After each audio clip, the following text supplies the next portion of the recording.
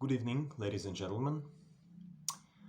Uh, let's start our conference, which we have marked as a conference on the Iranian problem.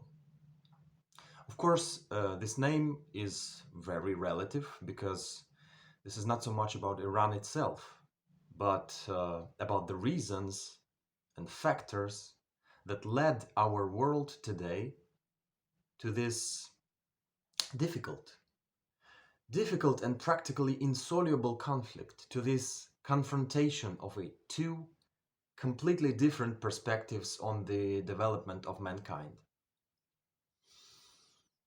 Uh, and it's very important for us to understand that today what we're witnessing is a clash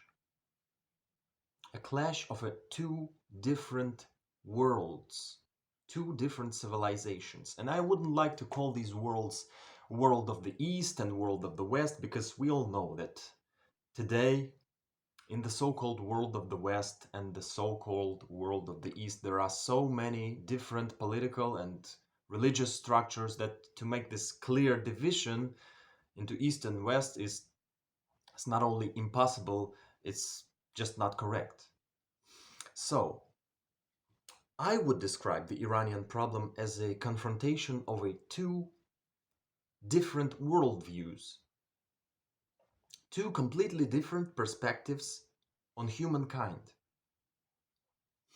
I would call this a confrontation of two basic principles: religious traditionalism and humanistic rationalism.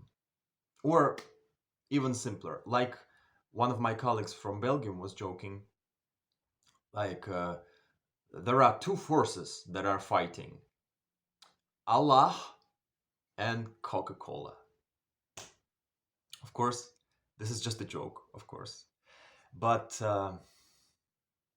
as one of the characters of Shakespeare, Polonius, have said, though this be madness, yet there is method in it. But excuse me for this long introduction. From all the organizers, we warmly welcome everyone who found the possibility to participate in our discussion in one way or another, not only speakers, but also just listeners. We would like to encourage you to get involved in the conversation. As you see, we don't have any microphones here, so if you have some question, please put your hand on and ask it. And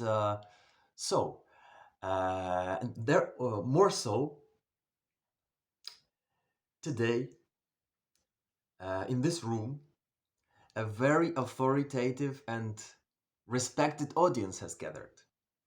The Prime Minister of Denmark, Mr. Nicholas Poulsen, honored us with his presence, and he is here as an ordinary listener in the room.